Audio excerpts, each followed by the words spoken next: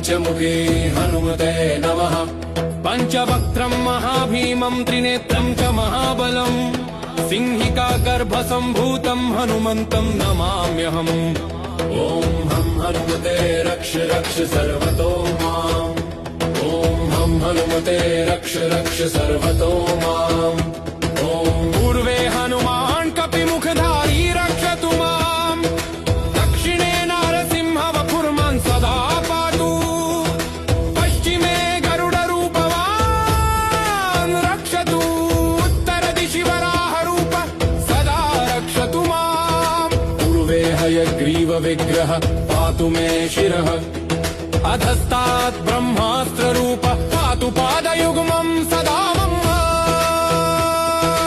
अष्टदिशि रक्षतु पञ्चवक्त्रः स्वप्ने जागृति गच्छत पश्यतः शयानम्। पश्यन्तं हसन्तं चलन्तं सर्वदा रक्षतु हनुमान् महाबलः। सुताय महाबलाय रामदूताय नमः। ॐ किलकिलाय वीराय विक्रान्ताय नमो नमः। ॐ भूतप्रेतपिशाचादिनाशाय स्वाहा। ॐ असिधाराकृशानुवत्कवचं मे हनुमान् स्थापयतु।